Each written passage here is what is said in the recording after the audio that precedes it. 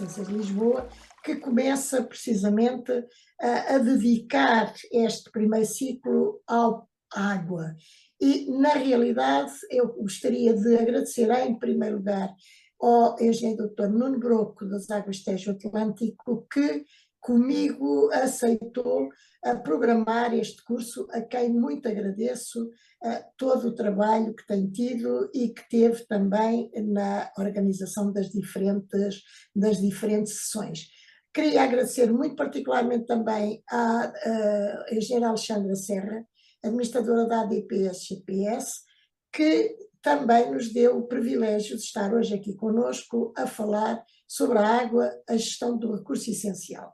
Apenas umas breves palavras de introdução deste ciclo, que reputo do mais importante para nos criar uma consciencialização na realidade de quão importante é a água na nossa vida, no planeta, e, portanto, sensu lato, a água podemos considerá-la de facto um bem essencial à vida. É um recurso precioso que sustenta todas as formas de vida na Terra, desde micro-organismos até organismos complexos como os humanos. A água faz parte de intrincados ecossistemas aquáticos, a saber, zonas úmidas, rios, lagos e oceanos, que constituem o habitat de numerosas plantas e animais, nos quais encontram alimento, abrigo e local de reprodução. Cabe aqui referir o ciclo da água, um processo natural impulsionado pela evaporação, condensação e precipitação, e que é responsável pela distribuição da água no planeta. É este ciclo contínuo que garante a disponibilidade de água doce para o uso humano e apoia o equilíbrio ecológico. No que se refere aos seres vivos, e em particular ao homem, é demais conhecido que a água é essencial para a manutenção da hidratação das células. Temos como exemplo as células dos tecidos ósseos, em que o teor de água é de cerca de 20%. As células dos tecidos cerebrais é de cerca de 85%. E nas células das plantas ou nas células vegetais, o teor anda entre 85% e 95%. Só estes números nos dariam justificação para dizer que a água é um bem essencial. Mas, por outro lado, a água regula todas as funções do organismo, nomeadamente a digestão, a circulação e a temperatura. A ingestão adequada de água mantém a pele saudável, ajuda na absorção de nutrientes e auxilia a remoção de resíduos corporais. Escusado será dizer que a agricultura depende fortemente da água para a irrigação das culturas, pois cerca de 75% da água disponível é gasta na agricultura, sendo essencial para garantir a sobrevivência e produtividade das diferentes espécies cultivadas, a sobrevivência dos animais e a produção sustentável de alimentos. É, pois, a água fundamental para a preservação da biodiversidade e a manutenção da estabilidade ecológica. Um ecossistema saudável fornece habitat e recursos para uma enorme variedade de espécies de plantas e animais, contribuindo para a conservação da biodiversidade. Por tudo isto, há uma necessidade urgente de criar práticas eficientes de gestão da água para prevenir a escassez de água, garantir a segurança alimentar e regular os níveis de temperatura e umidade fundamentais para a mitigação dos impactos das mudanças climáticas. Há, pois, que promover o uso eficiente da água, a sua conservação e utilização de práticas sustentáveis. A implementação de práticas de eficiência hídrica em residências, na indústria e na agricultura pode ajudar a conservar os recursos hídricos. Prevenir a poluição da água por descargas industriais, escoamento agrícola e disposição inadequada de resíduos é crucial para manter a qualidade da água. A implementação do tratamento adequado de águas residuais e a adoção de práticas ecologicamente corretas podem proteger os ecossistemas aquáticos. Educar e consciencializar as comunidades sobre a importância da conservação e o uso responsável da água promove o sentido de responsabilidade em relação a este recurso vital. Incentivar mudanças comportamentais, como reduzir o desperdício de água e promover hábitos de economia de água, pode criar um impacto coletivo. Reconhecer a importância da água como recurso insubstituível e suporte de vida na Terra, mantendo os ecossistemas e as várias atividades humanas, é fundamental para tomar medidas de conservação e proteção dos recursos hídricos, de modo a garantir um futuro sustentável para os seres humanos e para o planeta. Este ciclo tem como objetivo chamar a atenção para o papel vital da água e a necessidade de conservar, proteger e utilizar racionalmente este recurso inestimável, sem o qual a vida será impossível. Estamos certos de que, conscientes do papel fundamental da água na vida da Terra, seremos capazes de lutar por um mundo onde a água continua a garantir a sobrevivência de todos os seres vivos. E tenho dito. E então agradecer mais uma vez à engenheira, nossa convidada, que nos vai falar, a engenheira Alexandra Serra, que nos vai falar então sobre a água, a gestão do recurso essencial. Eu não sei se entretanto o engenheiro Broco chegou ou não, mas se não chegou, peço desculpa para começarmos na sua ausência. E aproveitava ainda para agradecer ao Diário de Notícias, em particular ao seu subdiretor, e ao jornalista que nos acompanha, o terem estado e estarem connosco na concretização deste ciclo e nas entrevistas que publicam, quer digitalmente, quer no seu jornal diário, as entrevistas dos nossos conferencistas. Mais uma vez, engenheira Alexandra Serra, muito obrigada por estar connosco e passo-lhe a palavra, pedindo mais uma vez desculpa ao engenheiro Broco para iniciar sem eu. Muito obrigada.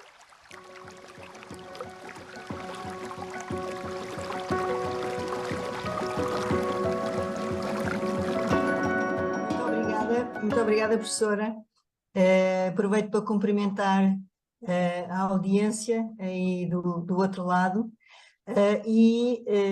Para mim é um enorme privilégio poder estar convosco e partilhar um pouco daquilo que é a história da gestão da água e os desafios futuros da gestão da água. Eu queria tornar a agradecer à professora porque a sua introdução ao tema da água poupou-me aqui muito trabalho. E, de facto, foi aqui uma introdução fantástica para aquilo que eu me proponho a partilhar convosco. E a professora já disse quase tudo sobre a importância da água e a importância da gestão deste recurso essencial. E o meu desafio era começarmos a pensar em que mundo é que nós vivemos hoje. E tenho a certeza que reconhecem muitas das palavras que aqui estão neste slide.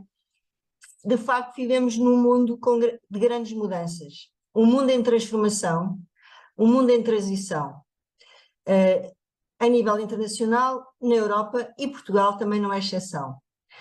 E a nível de recursos, que são cada vez mais escassos, a população aumenta, a qualidade de vida média da população aumenta, a economia é um desafio, a inflação cada vez mais alta, a energia, os conflitos, o clima, e tudo isto, direto ou indiretamente, tem uma relação com a água. Nós tivemos os últimos 10 anos com alguma estabilidade. Algumas mudanças, tivemos crises financeiras, e agora, desde o início desta década, que vivemos um mundo em que a incerteza é crescente. E é assustadoramente crescente. Porque, todos nós sabemos, tivemos a crise do Covid, temos a terrível guerra na Ucrânia, e tudo isto impacta a nível internacional e em Portugal também. Portanto, temos que encarar os próximos 10 anos com uma incerteza que não estávamos habituados. Não sabemos o que é que vai acontecer, portanto, temos que ter abordagens diferentes da que tínhamos nas décadas anteriores. E este é o grande desafio da humanidade e é o grande desafio também na gestão da água. E olhando para aquilo que está a acontecer, falávamos das alterações climáticas, todos nós falávamos delas há 10 anos, há 15 anos. Qual é a diferença hoje? É que hoje sentimos-las na pele, como nunca tínhamos sentido. Uma coisa é falar sobre o fenómeno e estarmos preocupados, obviamente, em ter comportamentos que mitiguem e minimizem os efeitos das alterações climáticas. Outra coisa é sentirmos no nosso dia-a-dia que as alterações climáticas vieram para ficar e estão a ter, de facto, impacto todos os anos. Eventos de extremos de precipitação. Ainda em dezembro, todos nós nos lembramos o que aconteceu aqui na área metropolitana de Lisboa. Ondas de calor. Julho foi o mês mais quente dos últimos 50 anos. Inundações, secas, aumento da temperatura. Isto vai ser o novo normal nos próximos 10 anos. E eu estou aqui a gastar algum tempo a falar sobre isto porque, como podem imaginar, é óbvia a relação destes fenómenos com a água. Eu tirei aqui desta publicação da Aquanomics esta infografia que me parece muito feliz. Os riscos relacionados com a água. E dos estudos e dos dados disponíveis, há uma projeção de que em 2050 estima-se que cerca de 5,6 trilhões de dólares podem ser destruídos do produto interno bruto mundial devido a riscos da água. As tempestades, as secas, as inundações vão, de facto, ter um impacto muito grande no PIB a nível mundial e em cada um dos países. E temos que estar alertas sobre isto. Secas são cada vez mais frequentes, são cada vez mais intensas. Já não são fenómenos hidrológicos extremos. São, de facto, o novo normal. E em Portugal, algumas regiões do país, a escassez começa, de facto, a atingir níveis preocupantes.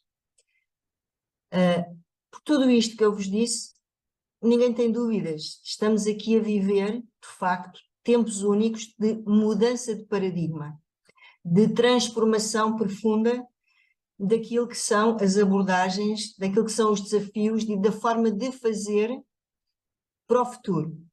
Nunca, e esta é a nossa experiência aqui no Grupo ADP, de facto, nunca como agora foi tão importante a água no desenvolvimento dos territórios.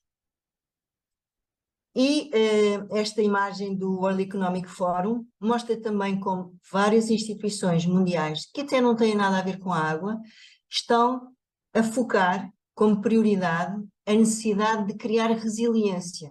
Resiliência em vários setores. E na água, mais do que nunca, é preciso criar resiliência. E a questão é, todos nós concordamos, é preciso criar resiliência nos sistemas. Temos é que fazê-lo muito rapidamente. Porque aquilo que são as mudanças, a complexidade das mudanças climáticas, já não é compatível com o tempo, que é cada vez mais escasso, para criar essa resiliência nos sistemas. E algumas soluções, e eu vou partilhar convosco mais à frente algumas abordagens e soluções e projetos e iniciativas que estão a ser desenvolvidas nos nossos territórios aqui em Portugal. Soluções adaptáveis. A gestão adaptativa é cada vez mais importante. Temos de ter a capacidade de definir planos de ação que possam ser adaptados, porque a incerteza do que vai acontecer nos próximos anos é grande. Portanto, a capacidade de gestão adaptativa é cada vez mais importante. Abordagens colaborativas, não podemos trabalhar sozinhos. Temos que trabalhar em conjunto com todos os agentes económicos e com todos os setores utilizadores da água. Também um planeamento conjunto, agilidade digital, sistemas responsivos, na medida em que sejam sistemas que utilizem informação fiável e o mais possível em tempo real. E modelos robustos, precisamos de informação robusta para planear e para gerir a nossa água. Agora recordar um bocadinho, e agora vamos neste voo de helicóptero, agora sobrevoar Portugal. Os vários cenários climáticos para Portugal são unânimes nas tendências das variáveis climáticas.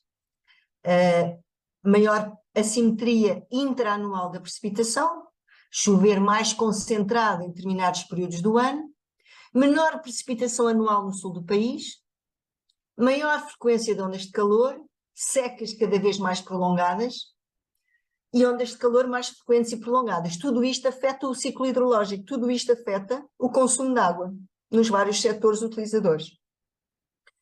Um dos aspectos mais críticos é que, de facto, sente-se no sul do país, e basicamente eu poderei dizer a sul do Rio Tejo, esta tendência nas séries hidrológicas, e principalmente nas séries de precipitação anual, esta tendência decrescente da precipitação anual. Mas há boas notícias, há boas notícias. Portugal é um país com água, e com bastante água. se compararmos com outros países da Europa e do mundo. E podem ver aqui a comparação. Em metros cúbicos por habitante e por ano, Portugal está muito à frente da Espanha. Temos cerca de 7.500 metros cúbicos por habitante e por ano de recursos hídricos disponíveis. Pois, se compararmos com países mais áridos, então a diferença é enorme. E, de facto, esta é uma boa notícia. Novamente, as boas notícias. Balanço hídrico entre quais são as disponibilidades de água e quais são as necessidades. E estes gráficos mostram a situação atual. As necessidades de água em Portugal são cerca de 10% das disponibilidades. Num cenário próximo, 10 anos, já sobe, já temos 13% de necessidades de água face às disponibilidades, e num cenário mais longínquo, temos aqui já cerca de 22%. Ou seja, de modo a nível nacional, o cenário é bom.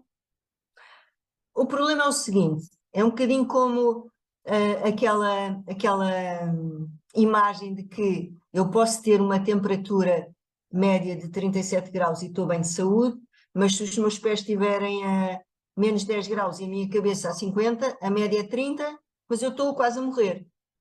Esse é o problema cá. O problema em Portugal é que há uma grande assimetria entre o sul e o norte do país. E essa é a questão.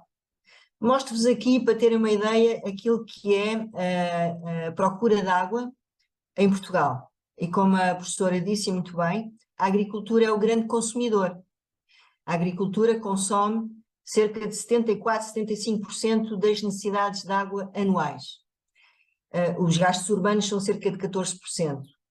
Em termos globais, estamos a falar em 6.000 hectómetros cúbicos por ano. Isto é mais ou menos 2 albufeiras de Alqueva, para terem uma ideia. E depois temos aqui um tema, que a professora também referiu, e muito bem, da importância da eficiência na utilização da água. Temos em média em Portugal cerca de 30% de perdas de água nos sistemas urbanos e na agricultura cerca de 35%, obviamente com situações distintas. Temos muito bons exemplos em Portugal, quer a nível de eficiência na utilização urbana e também na agricultura, mas em média ainda há muito trabalho para fazer para reduzir estas ineficiências.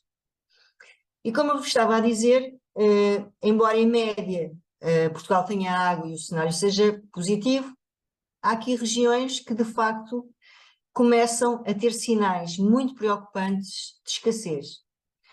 E nós identificámos 5 regiões particularmente vulneráveis, elas estão apresentadas neste mapa, do lado esquerdo: o Algarve, o litoral alentejano, a zona do Tejo Oeste, Dão Lafões e o Nordeste Transmontano.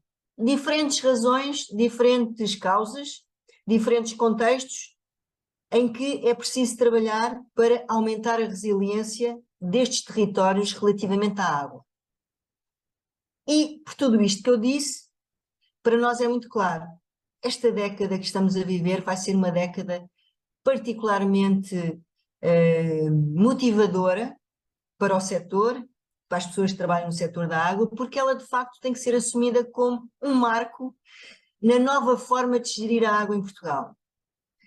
E nós desenvolvemos um conceito, uma visão, a que denominamos Uma Só Água, que está explicada de uma forma gráfica nesta infografia e que assenta em 2 pilares principais: a gestão da oferta, a gestão da procura.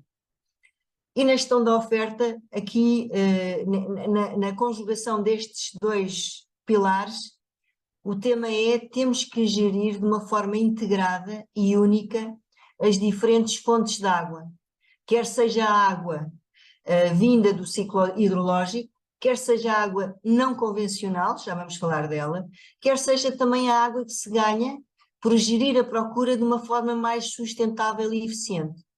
E obviamente, como a professora disse muito bem, para além de todos os usos consumitivos que eu falei, agricultura, indústria, urbano, temos também os ecossistemas e os usos ambientais, e o ambiente precisa de água. Portanto, a água tem que ser partilhada de uma forma sustentável e harmoniosa por todos estes agentes, incluindo o ambiente. E para além da gestão da oferta e da procura, há o tema da governança. E o tema da governança aqui também é um desafio, porque as instituições têm que se modernizar para poder dar resposta às novas abordagens que é preciso neste mundo complexo em transformação. E, claro, garantir o financiamento aos projetos que é preciso implementar no terreno para aumentar a resiliência e para criar soluções fiáveis de água para todos os usos.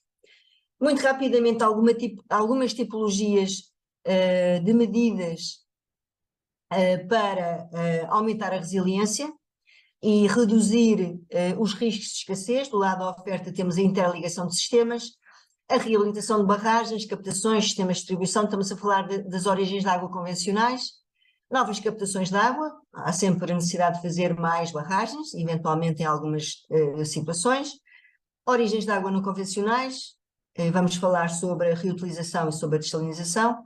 No lado da procura, muita questão do uso eficiente da água pela sociedade, a promoção da redução de perdas pelas entidades gestoras dos serviços de águas e pela agricultura, boas práticas agrícolas e na governança um conjunto de instrumentos e de abordagens bastante inovadoras, uma delas os pactos regionais da água, que eu falo um pouco mais adiante.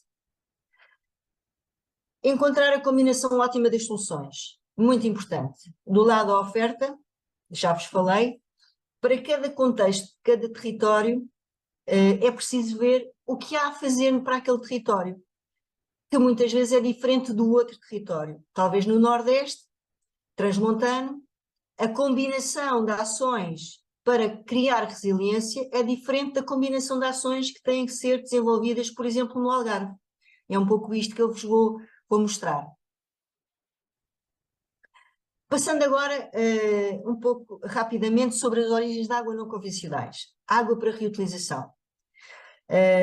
Estávamos a conversar, eu e a professora, antes de começar a conferência, e a professora falava de facto num aspecto muito importante, que é a sensibilização da sociedade para aquilo que é a segurança da água para reutilização. Há 10 anos atrás, ou há 15 anos atrás, a água reutilizada não era bem vista, as pessoas não conseguiam perceber que esta origem da água é segura. E pode ser produzida para diversos fins e pode ser sintonizada a sua qualidade da água para dar uma resposta segura, sem riscos para a saúde humana, em função do uso que lhe vou dar. E estamos a fazer isso em Portugal. E a Águas de Portugal em concreto e as empresas das Águas de Portugal estão a trabalhar com uma grande prioridade nesta matéria da reutilização da água. E basicamente o conceito é a água residual urbana que recebemos nas nossas hectares é matéria-prima. É uma matéria-prima que tem substâncias importantes para transformar em produtos com valor, nomeadamente água, mas também energia, fertilizantes, etc. Mas hoje aqui estamos a falar da água. E, portanto, a água residual é uma matéria-prima que chega às hectares e que as hectares, sendo praticamente uma fábrica, transforma essa água em água, essa água residual, essa matéria-prima, em água para outros fins, que é cada vez mais valiosa neste contexto de escassez. Temos já projetos em curso, não sei se sabiam que, por exemplo, os jardins do Parque das Nações, na Zona Norte, já são, desde o ano passado, regados com água reutilizável das nossas hectares. É um projeto em parceria com a Câmara Municipal de Lisboa, que queremos continuar a expandir. Temos já exemplos de utilização de água residual, isto é outra hectare no Oeste, para a rega de um campo de golfe na região do Oeste. Há vários anos que o IKEA de Loures utiliza água reutilizada para a refrigeração dos seus sistemas, das instalações do IKEA. E passando agora para a dessalinização. Portanto, a origens de água não convencionais, água para reutilização e dessalinização. Portugal tem uma costa extensíssima, como nós sabemos, água do mar não falta, e, portanto, a dessalinização começa agora a ser uma origem de água importante em determinados territórios. O que é que se passa relativamente à dessalinização versus outras origens não convencionais, nomeadamente a reutilização? Neste momento ainda é o custo. De facto, dessalinizar água tem ainda um custo relativamente elevado face à reutilização ou, se compararmos então com as origens convencionais, ainda mais. Mas, de facto, a tecnologia cada vez avança mais e a expectativa é que estes custos venham a decrescer com o tempo. E, portanto, em vários territórios estamos já a analisar a viabilidade de construir dessalinizadores. E a minha proposta agora, estou praticamente a terminar, era viajar convosco a algumas regiões do país e verem o que é que nós estamos a fazer. Primeiro, o Algarve. E eu costumo dizer que o Algarve, para Portugal, é uma espécie de laboratório. Um laboratório muito especial, porque é uma região muito afetada por escassez, já há sinais claros de escassez estrutural no Algarve. A água é absolutamente vital para o desenvolvimento daquele território. Temos turismo, agricultura, e quem vai para o Algarve vê claramente a agricultura a explodir em várias regiões do Algarve, e o consumo urbano é absolutamente fundamental. E o que é que está a acontecer? Redução da precipitação anual e, portanto, menor capacidade de regularização da água superficial, uma pressão grande de aumento do consumo agrícola e também nas pontas, durante os meses da época alta, a necessidade de garantir uma fiabilidade de 100% de fornecimento de água ao turismo, que é uma parte importante do desenvolvimento económico da região, e portanto nós temos aqui um plano integrado muito interessante que está em curso no Algarve. A construção da primeira central dessalinizadora em Portugal continental. Há uma em Porto Santo, aqui em Portugal esta é a primeira. E esta dessalinizadora está em curso, vai ser construída em Albufeira, está a acabar o processo de avaliação de impacto ambiental e vai estar em construção durante os próximos anos. Isto é um projeto de tal forma importante que faz parte do pacote do PRR, não só a dessalinizadora, mas também a construção de um sistema de captação de água no Rio Guadiana, para reforçar o sistema de albufeiras do Sotavento, com água bombada do Rio Guadiana, o reforço da interligação dos sistemas do Barlavento e do Sotavento, e a utilização da APR também. E sobre a utilização da APR, aqui um apontamento especial, nas hectares que existem, estão a ser exploradas pelas águas do Algarve, todas elas estão a ser estudadas para vir a regar 18 campos de golfe na região do Algarve. Já há alguns que estão a ser regados com APR, água para reutilização, nomeadamente no Sotavento, Vila Real, Santo António, Quinta do Vale e Castro Marim Golfo, o Golfo dos Salgados também, e estamos a preparar os projetos para vir a regar cerca de 18 campos de golfe no Algarve. O Pacto Regional da Água, como vos falei ao princípio, é um instrumento inovador, muito interessante, muito ligado às medidas de governança, em que, neste Pacto Regional da Água do Algarve, os agentes utilizadores da água, agricultura, turismo, setor urbano, municípios, comprometem-se com determinadas metas a atingir de eficiência na utilização da água por esses agentes utilizadores. E isto é muito inovador, é muito importante, porque de facto há aqui uma noção partilhada por todos os agentes económicos do Algarve, que é preciso olhar para a água de uma forma muito sustentável e muito racional para minimizar este efeito da escassez. Outra região do país, o litoral alentejano, o Polo de Sinos, estamos neste momento a estudar a construção de uma dessalinizadora aqui para a água industrial. Há uma procura enorme no Polo Industrial de Sinos de indústrias importantes para a região e para o país, e nós estamos a dar o nosso contributo para criar as condições de disponibilidade de água que permita o desenvolvimento de toda esta atividade industrial forte nesta zona do país. E também reutilização, na nossa hectare de Ribeira do Moinho, estamos a preparar a ETAR para produzir 10 hectómetros cúbicos de água por ano para usos industriais. Por fim, o Mira, na costa litoral alentejana, é um caso também muito interessante. Agricultores, empresários agrícolas com produções altamente rentáveis, problema, falta de água. E então está também a ser estudada a construção de uma central desalinizadora aqui pelos privados, pelos agricultores, porque precisam de água. A água é um fator de produção agrícola e a rentabilidade das culturas permite, de facto, encontrar soluções de origens de água não convencionais, porque essa atividade não pode existir sem água e paga, de facto, os custos desta origem de água não convencional. É muito interessante, a professora também falou nisto, a ligação da água com a segurança alimentar, e cada vez mais se sente isso, também em Portugal, a importância de criar condições para que, de uma forma harmoniosa, quer o setor urbano, quer o setor agrícola, possam partilhar abordagens colaborativas para gerir de melhor forma a água. Bom, estou praticamente a chegar ao fim.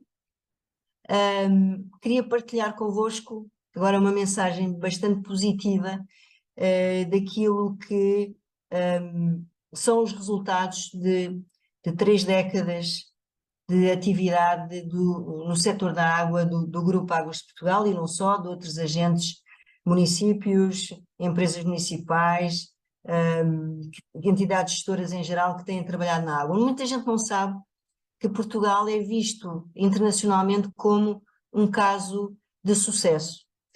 O diretor da International Water Association, aqui há uns anos falava do milagre português na água. Porque vocês lembram-se que há 30 anos, quando eu era pequena, lembro perfeitamente de ir ao Algarve, por exemplo, e não poder beber água da torneira. Tínhamos que comprar água engarrafada porque a água não era potável. Ou ir aqui há 30 anos às praias da Costa do Estoril e não podermos tomar banho de uma forma segura porque a água estava poluída. E em 30 anos o paradigma mudou radicalmente. E, de facto, a Águas de Portugal faz parte desta história. Foi, de certa forma, um motor importante para esta transformação positiva. E temos estas 3 décadas, no fundo, o grupo iniciou-se em 1993, em que o modelo foi fundado, criaram-se os primeiros sistemas, as primeiras empresas do grupo, infraestruturar o país e infraestruturar as principais áreas metropolitanas. A seguir, na década de 2000, alargámos o modelo ao interior do país, devido ao sucesso que a primeira fase teve. Em 2010, nessa década, 2010-2020, começámos a integrar também o setor da distribuição de água e da recolha de águas residuais dos municípios, a agregar sistemas, a otimizar, e agora, chegados a esta década, este é o primeiro passo que estou a partilhar convosco, esta visão uma só água e a necessidade de criar resiliência, de trabalhar na economia circular, de trabalhar com todos os agentes e utilizadores da água para que o nosso futuro, que aparentemente tem desafios que nunca as outras décadas tiveram, mas que possamos continuar a viver de uma forma harmoniosa e com água com qualidade e disponível para todos os usos. Estes são os resultados dos últimos 30 anos, não vou falar em detalhe, mas podem ver as curvas a subir indicam a melhoria da qualidade da água potável, a melhoria no acesso aos serviços de saneamento de águas residuais, a qualidade das águas balneares, as bandeiras azuis, que obviamente é uma externalidade da atividade das empresas do Grupo ADP, com todo o sistema de saneamento que controla e trata a poluição e inibe que ela chegue às massas de água e ao mar. Isto também, estas bandeiras azuis, é um bocadinho o nosso contributo. E o turismo, não é? O turismo, todos nós sabemos, tem crescido de uma forma exponencial em Portugal e também é com orgulho que nós, nas Águas de Portugal, vimos que trabalhamos todos os dias para contribuir um pouco para este crescimento do turismo, Os turistas não viriam para Portugal se não tivesse bom ambiente, salubridade, qualidade nos ecossistemas, nas praias, nos rios. Estes são os nossos desafios de futuro que estive a partilhar convosco. Muitos estão no terreno, outros já estão a ser planeados, novas realidades exigem novas abordagens.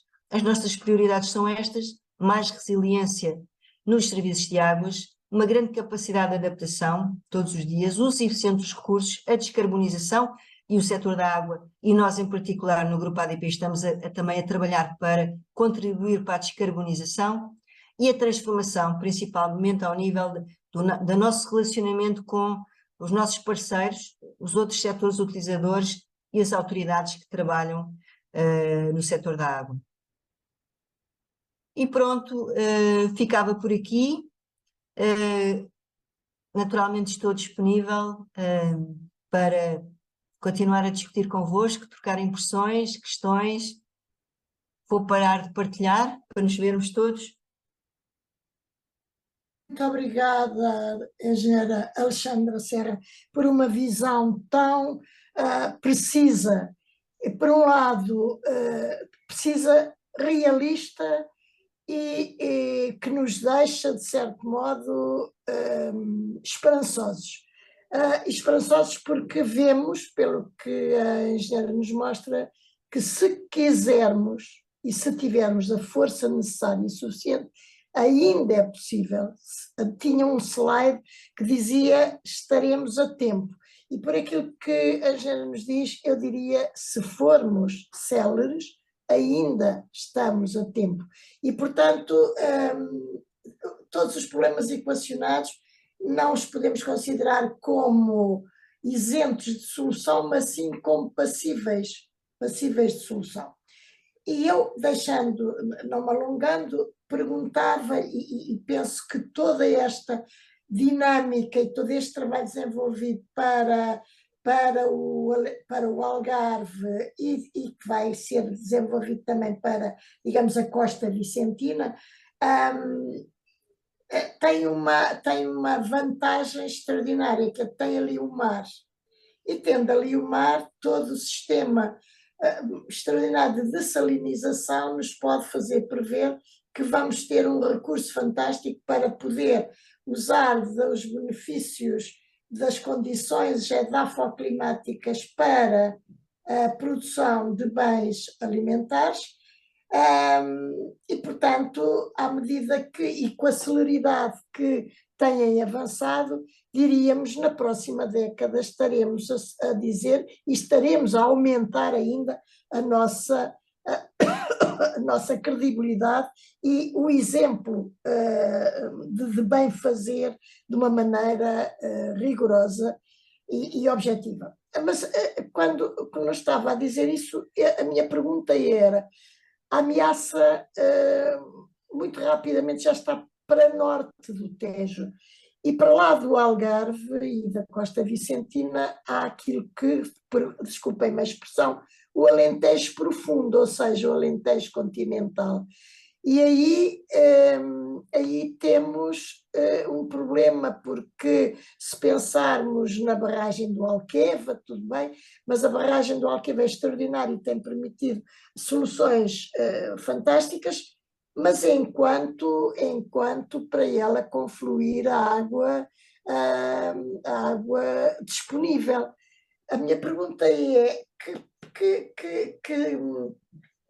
visão a engenheira tem para encontrar projetos tão importantes e tão promissores como aqueles que estão a ser praticados no Algarve e Costa Vicentina, para, sem nada depreciativo, quando eu digo Alentejo profundo, digo todo aquele que tem a sua presença continental e já com pouca influência do Atlântico, e que só se confronta também com o resto de Espanha.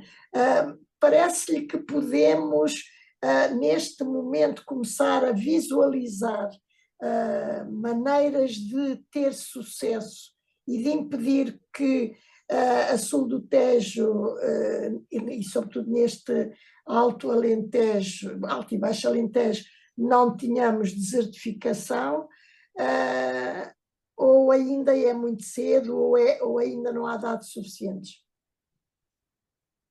Obrigada, professora. É uma pergunta muito pertinente.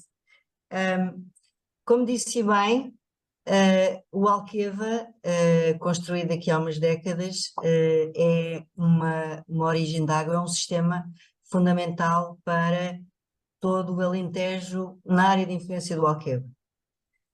E é um projeto que demonstra a importância da água para transformar um território.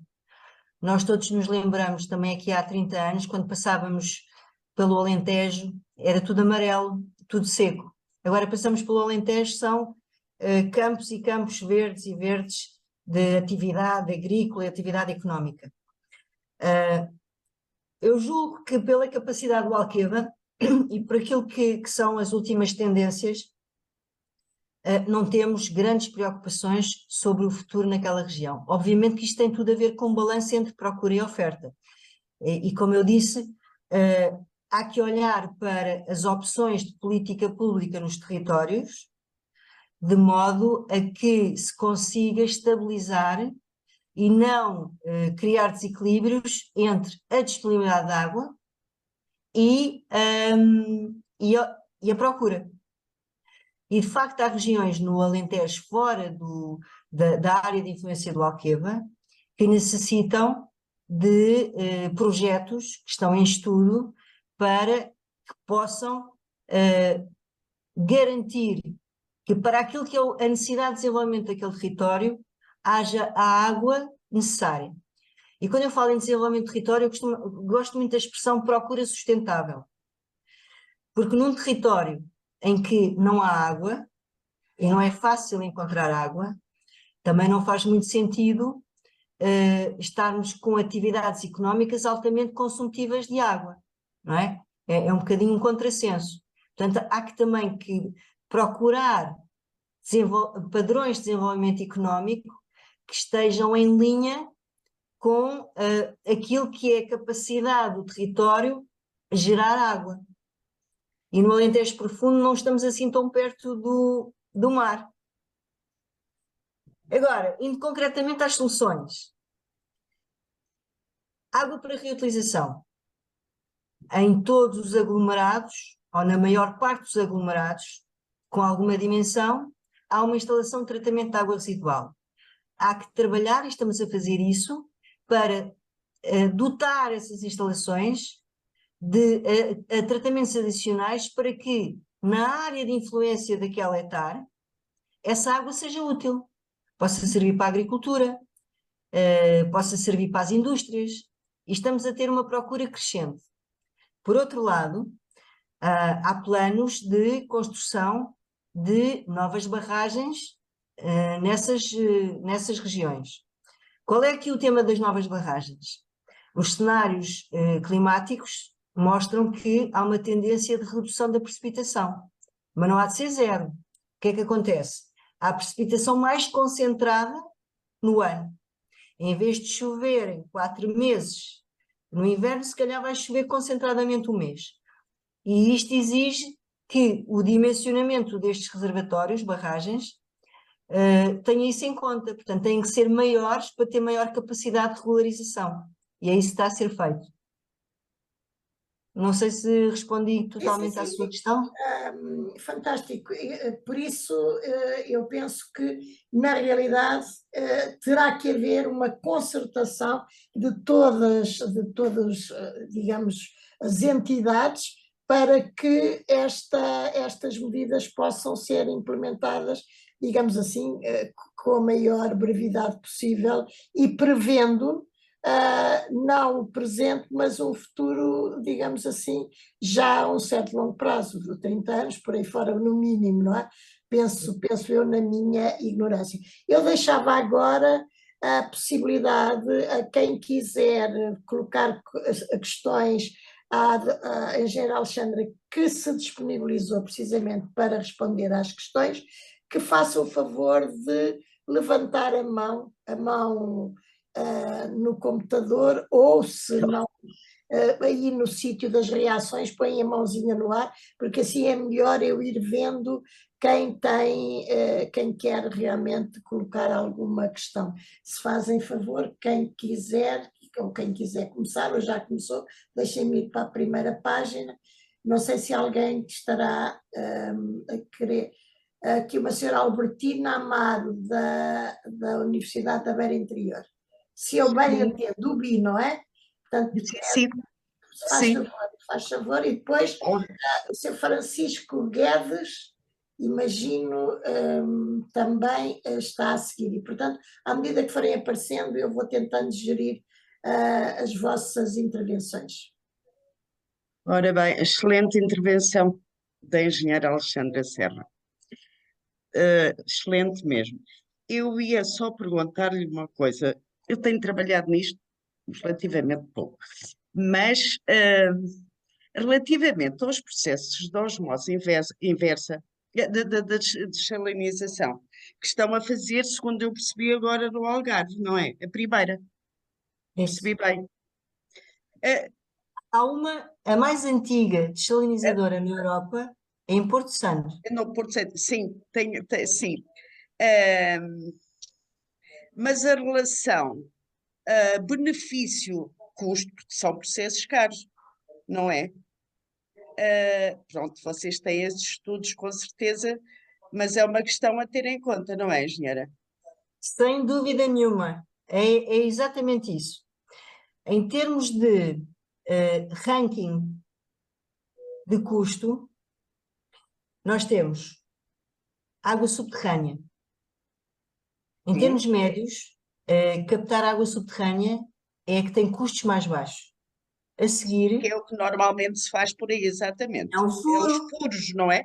Mesmo no Pois, Algarve, temos o grande aquífero Silves, Crença Silves, onde há muitas captações de água subterrânea. O que é que acontece? Esse aquífero, em particular, está a ficar subexplorado, está a ter intrusão salina. E, portanto, por razões ambientais, a Autoridade Ambiental Nacional, a APA, está a restringir a possibilidade de captar água nesse aquífero. O pois, que é que foi feito no Algarve? Também é interessante o Algarve por isto, porque é um exemplo paradigmático do que a professora estava a falar. Primeiro, furos, água subterrânea. Começa a ficar subexplorada água superficial, barragens, ou de leite sim, ou de louca. Grandes barragens para armazenar a água do ciclo água, hidrológico. Começa a haver já indícios que há um desequilíbrio. Então, já fomos às subterrâneas, que são custo mais baixo. A seguir, superficiais. A seguir, em termos de custo, temos água para reutilização. Em média, podemos dizer que a água para reutilização custa cerca de, pode variar, depende do uso, porque do uso depende da qualidade, entre 10 cêntimos a 25 cêntimos. E a seguir, a mais cara, é a dessalinização. mas também é mais eficiente, não é, engenheira? A É, dessalinização tem prós e contras. O pró é que é ilimitada. É um pois, recurso claro. ilimitado, não é? Sim, sim, Qual é o sim, contra? Ainda, osmose inversa, custos de investimento e de operação elevados. pois, Andamos por volta dos... Estou a falar de produzir na desalinizadora, porque depois há os sim, custos sim, de transportar essa água aos pois, reservatórios, bombar, porque a desalinizadora sim. fica sempre uma cota mais baixa. Não me Ah, posso é, esquecer pois, que tem, ao pé do mar, tem que bombar pois, depois para cotas mais altas. Por outro lado, o processo em si, de salinização, é muito consumivo de energia. pois, é essa a Depois, ideia que tenho. produz salmoura. E a salmoura é um Não sei, resíduo que tem que ser exatamente, descarregado no mar e tem que ser garantido que não provoca efeitos nocivos no ambiente. Mas é uma solução, eu diria, quase final de linha, não é? É o que está a pois, acontecer no Algarve. Depois de tudo, agora é preciso uma dessalinizadora para aumentar a resiliência do sistema. pois, pois. Isso tem Ah, razão. A osmose inversa é mais cara, consome energia, o que é que está na nossa dessalinizadora? Eu não falei nisto. Nós temos um projeto também, paralelo à dessalinizadora, de energia renovável para alimentar a dessalinizadora. Pois, sim. A energia, estamos a falar em painéis, não é? Painéis Coisas, fotovoltaicos, exatamente. exatamente. E que penso eu que há de ser a solução, não é? Porque esta energia elétrica convencional, como está a dizer, fica muito caro, não é? Aqui a esperança, e esperança baseada em dados técnicos rigorosos, é que, como a dessalinização está a crescer a um ritmo tão grande a nível internacional, a Pois, em tecnologia, Espanha, por exemplo, não é? Em Espanha a tem. tecnologia cresce também, não é? E Pois, todos os fabricantes de membranas e de equipamentos para as desalinizadoras estão a investir muito na inovação. E, portanto, a tendência é que esse pois, custo vai reduzir-se. exatamente, que sejam Ah, processos cada vez mais. se me permitem, eu passava a palavra ao Sr. Francisco Guedes, que tem também a mão levantada, e a seguir, não, está bem, o Sr. Francisco Guedes, não estou a ver mais ninguém, mas vou continuar a ver. Se não se importa, faz favor. Boa tarde a todos. Muito obrigado pela apresentação. A minha cara, o meu nome não vos diz nada, graças a Deus. Mas fui eu que lancei cá, em Portugal, devido ao bom trabalho e à qualidade da água e do trabalho desenvolvido pelas Águas de Portugal e por todas as entidades e parceiros. Fui eu que lancei cá a primeira empresa que foi concorrer com base na água que vinha e chegava aos restaurantes, água engarrafada consumida da rede.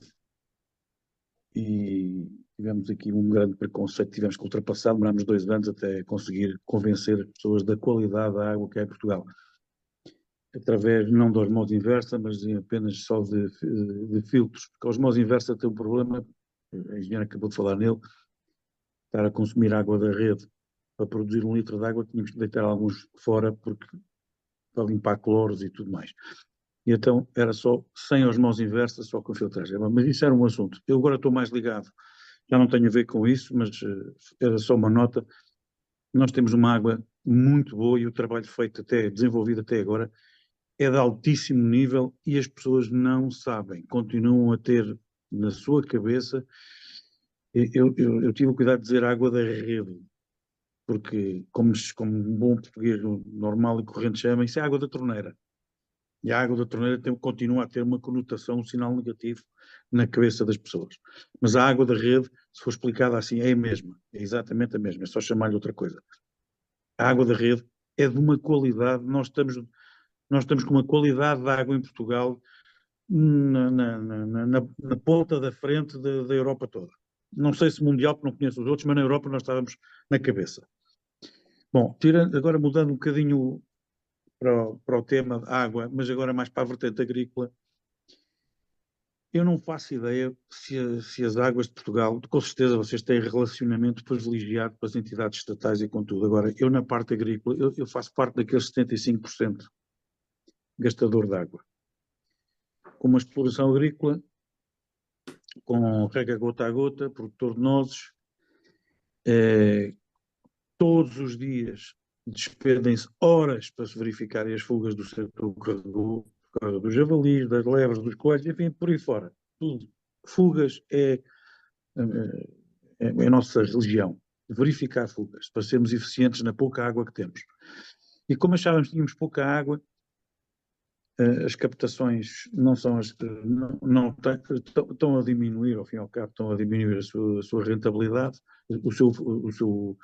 o seu débito, e chegamos lá já há algum tempo. Precisamos de mais uma barragem para podermos apanhar a água que já deixou de chover espaçadamente, vamos dizer assim, o outono e a primavera, e a água que lá caía está-se a concentrar. Eu não vou dizer que é num mês, mas cada vez que cai eu já tenho cheias nas ribeiras e problemas sérios e graves com erosão, que não há volta a dar, a não ser com investimento pesado, que é uma pena, e então decidimos entrar por fazer ou tentar, não sei se vamos conseguir, mais uma barragem. Isto é um calvário muito grande. As Águas de Portugal, com certeza, têm um relacionamento privilegiado. Eu tive 2 anos para fazer uma charca com menos de 5 hectares. Ocupa menos de 5 hectares. Não é preciso o estudo de impacto ambiental. Mas depois embate numa série de problemas e probleminhas. Até a Câmara, a certa altura, já se sentia competente para licenciar a barragem. Eu tive que escrever uma carta a dizer: vocês não são entidades competentes para licenciar barragens, é a agência, é a APA. As pessoas não se entendem na parte da governança, vamos dizer assim. A governança não é de governantes, mas o Estado não se entende, é um entrave. Eu vou para o 3º ano, tenho tudo num estado de pareceres positivos. Só me falta a assinatura de um secretário de Estado. Olha, já não sei se posso dizer isto em voz alta, depois não me aprovam a barragem. Não sei se trabalha muito ou pouco, para mim pouco. Mas vocês não têm problemas ou não se sentem, é porque eu tenho, e como o meu caso, há centenas, porque eu falo com pessoas, estou relativamente bem relacionado, então centenas de barragens, charcas, pequenas barragens, que eu acho que isto é um elo da cadeia de resiliência fortíssima, a parte dos agricultores que querem fazer e têm condições geográficas e climáticas para poder fazer pequenas barragens. Isto está, é preciso, mas uma ser suicida, não sei. O Project Finance qualquer dia caduca. Isso foi o mais fácil de obter. Agora esbarramos numa coisa do aprovo, não aprovo, pareceres, são 30 mil. É destruída uma barragem no Brasil, mudam-se as regras imediatamente cá em Portugal, mas depois não há forma. O estudo tem que ser feito há 500 anos, não há forma, não há software. Eu tive que comprar o software para alguém fazer um estudo há 500 anos, porque não havia cá, isso foi uma regra que a certa altura foi mudada. Eu vou para o 3º ano. Enfim, queria ouvir o seu comentário sobre isto. Eu não desisto. Bom, no meu último slide está lá escrito novas atitudes, não é? Novas realidades exigem novas atitudes. E de facto a governança é um tema muito importante, porque estes novos desafios na gestão da água exigem também inovação na governança e exigem instituições a todos os níveis, públicas e privadas, que trabalhem de uma forma diferente. E uma das palavras-chave é rapidez, aceleração e simplicidade. Portanto, isso é um grande desafio. Temos todos de trabalhar para melhorar aí, não tenho dúvida nenhuma. Peço desculpa. E não será também necessário, tal como a engenheira dizia há bocado, coordenação entre as diferentes entidades e os diferentes serviços, não é? Porque muitas vezes o que se verifica é que anda tudo descoordenado, uns dizem uma coisa, outros pensam de outra, e quem tem os projetos e quem quer avançar está ali no meio de um conjunto de pareceres dispares, porque cada um tem a sua opinião e não há coordenação. Não será também um Tal e pouco. qual. Ora, eu não vejo aqui nenhuma mão levantada, não sei se alguém quer ainda usar a palavra, ainda estamos a tempo, porque a engenheira Alexandra foi extremamente explícita e precisa e respeitadora do tempo, portanto ainda temos a possibilidade de ter mais algumas questões. Espero que... Eu posso fazer um comentário? Não estou a ver quem, porque não estou a ver a engenheira. Engenheira Alexandra, é isso? Eu posso fazer um comentário, professora? Com certeza, faz favor. Com muito Não gosto. queria deixar em branco uma observação feita da qualidade da água absolutamente excepcional que nós temos em Portugal. E queria só sublinhar isso. É verdade, de facto. E também é verdade que temos um caminho a fazer, nós, ADP, de sensibilização das pessoas para essa qualidade. E temos que trabalhar mais e melhor nessa sensibilidade. Eu confesso que me choca muito quando vou passar férias ao Algarve e vou ao supermercado e vejo as pessoas comprarem garrafões e garrafões de água mineral. Exato. E penso, bom, isto deve ser aquela memória que fica na nossa cabeça de que há 30 anos a água não era potável, mas agora a água da rede do Algarve, e não só, mas do Algarve em particular, é das melhores da Europa, não tenho dúvida nenhuma, mas as pessoas insistem em comprar água engarrafada.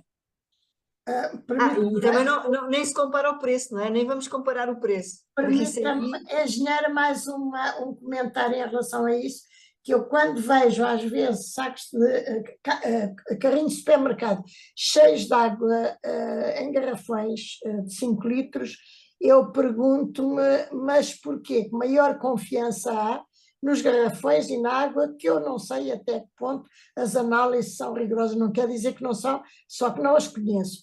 E por outro lado, que segurança é que eu tenho quando, pelo menos não sei, acho que isso ainda não está suficientemente esclarecida, tudo aquilo que é libertado de um frasco, de um garrafão de plástico, quando sujeito à luz durante muito tempo, e o que é que são os compostos libertados e onde é que eles podem estar eventualmente na água.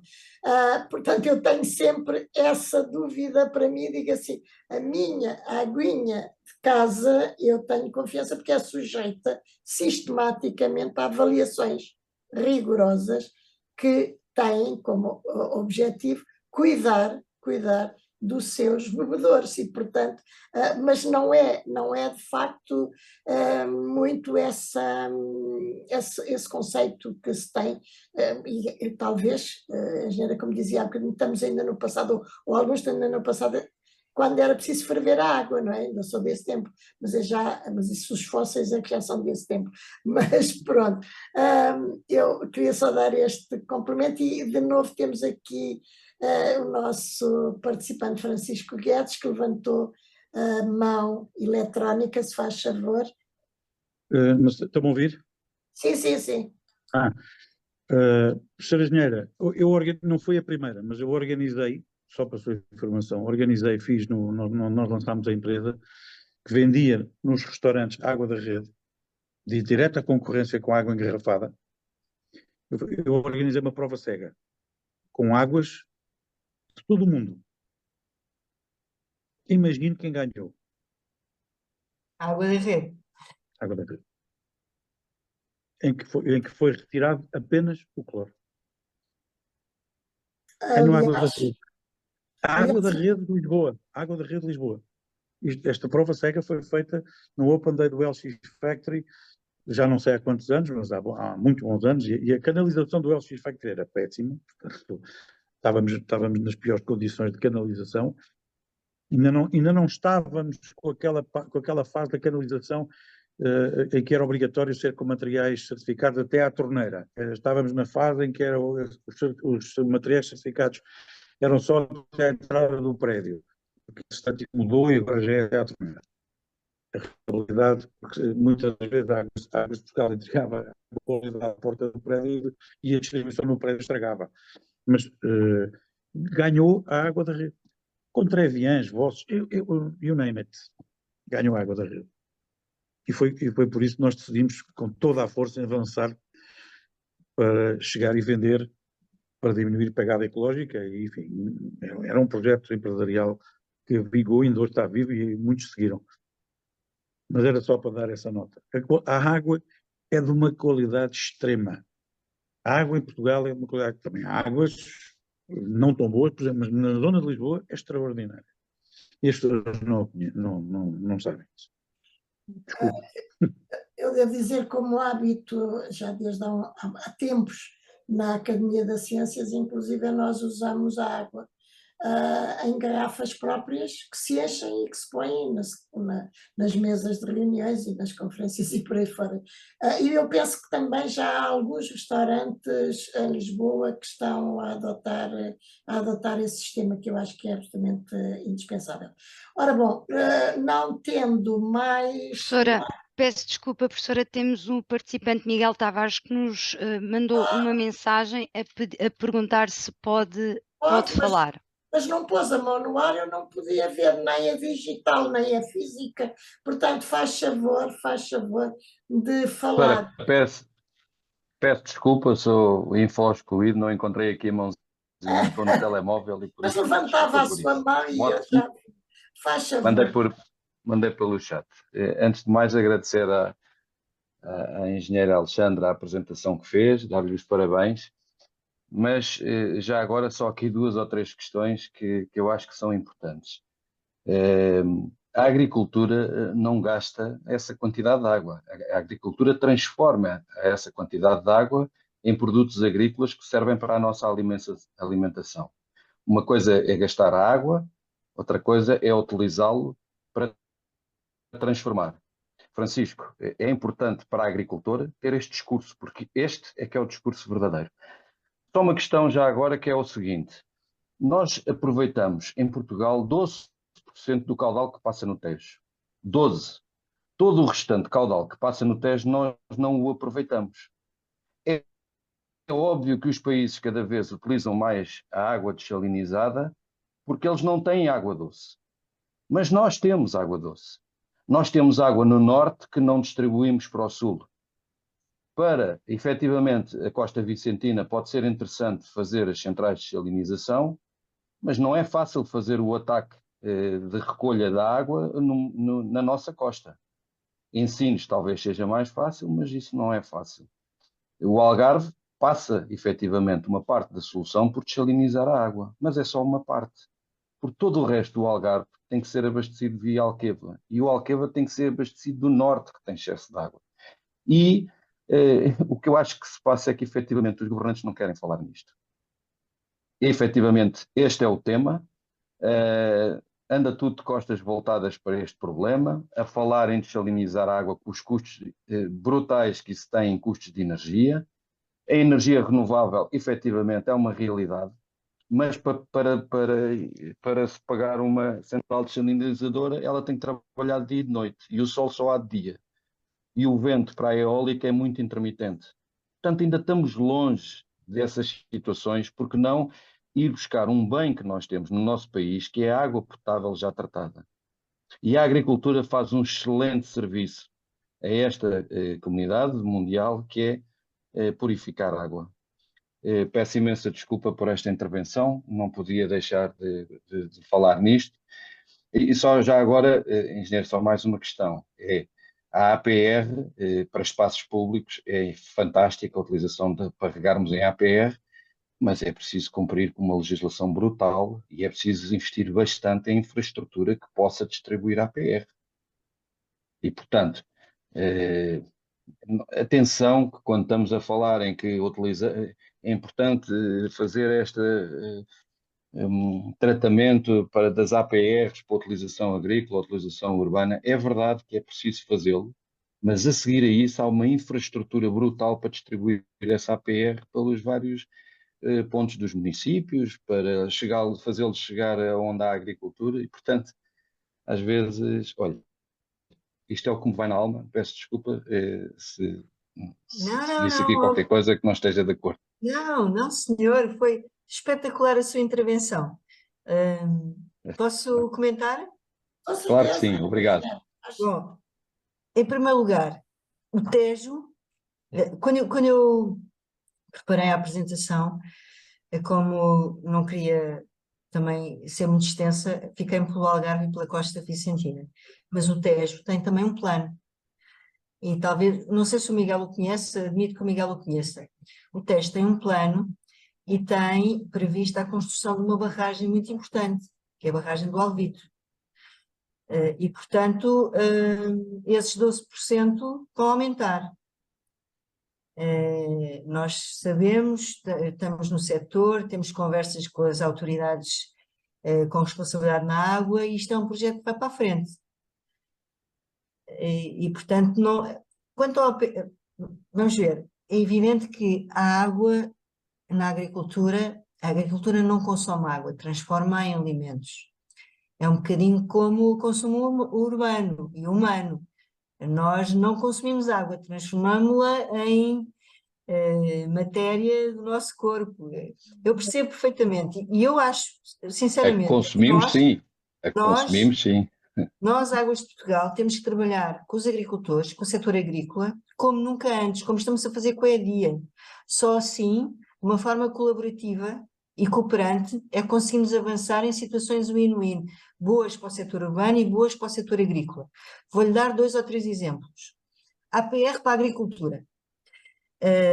Eu tive o privilégio, quando estava na empresa Águas do Tejo Atlântico, de receber a DEGADRE para discutirmos o fornecimento da APR para o perímetro hidroagrícola da Várzea de Loures. Estamos a falar de 700 hectares, um perímetro hidroagrícola altamente produtivo, e o Miguel deve saber isso melhor que ninguém. Eu não sou do setor agrícola, estou-lhe a falar daquilo que ouço dos nossos parceiros da agricultura, e com uma postura e um posicionamento espetacular, que é: nós estamos perto da Etar de Frielas, queremos a vossa água, digam-nos onde é que a querem entregar, nós vamos buscá-la à porta da Etar, ou vocês constroem uma conduta, mas queremos, porque vamos modernizar este perímetro e queremos utilizar APR. Isto é um exemplo espetacular.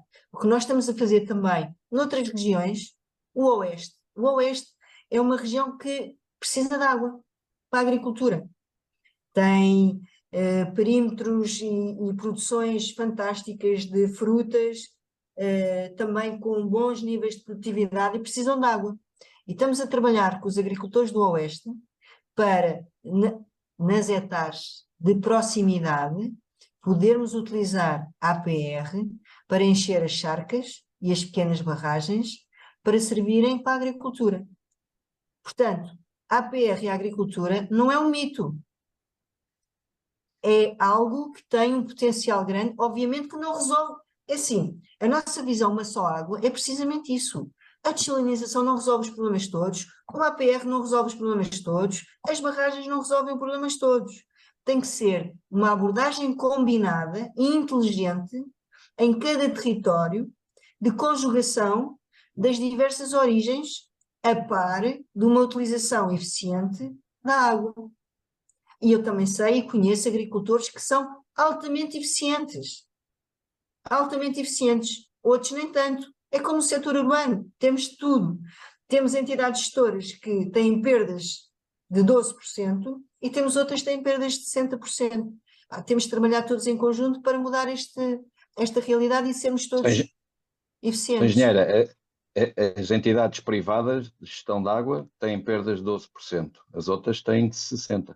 A questão é essa. Sim, muitas vezes esse é o tema, sim. A tendência é essa. Não digo que seja... é assim. Sabe do que eu estou a falar? Sei.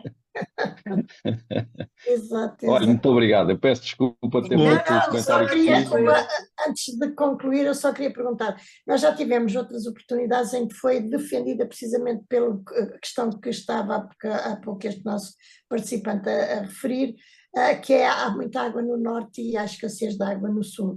E falava-se muito em transvases. O que é que a professora acha da possibilidade de fazer esses transvases porque deve estar implicado, sei lá, todo um conjunto de problemas, quer de distâncias, quer de perspectiva e de como programar esses transvases. Não sei, isto é a minha ignorância, mas já tenho ouvido falar muito, precisamente por causa desta questão, tenho ouvido falar muito dos transvases.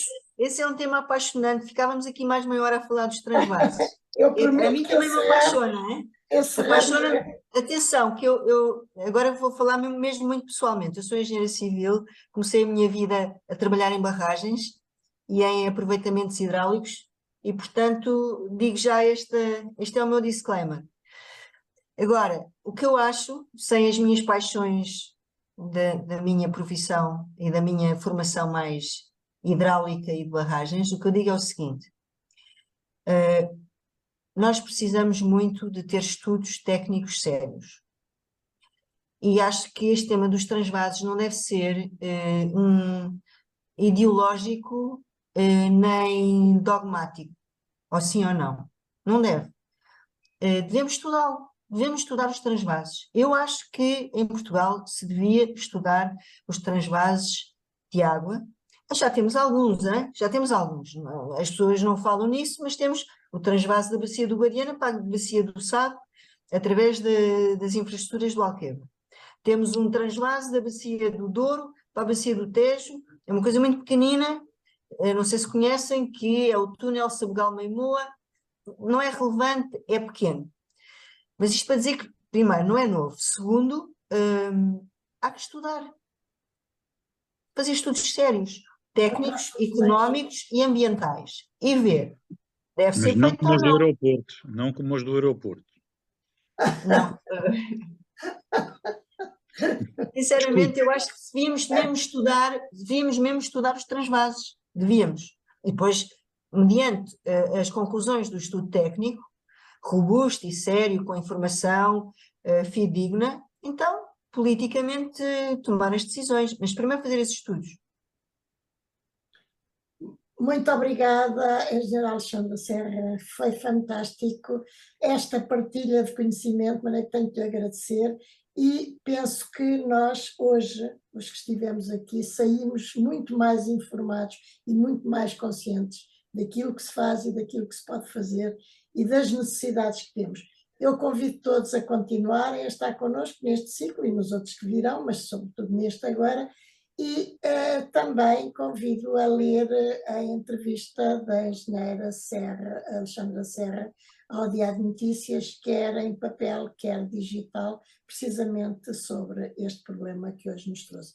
Mais uma vez, muito obrigada, engenheira Alexandra, muito, muito, muito obrigada, em meu nome pessoal, em nome do Instituto de Estudos e em nome de todos aqueles que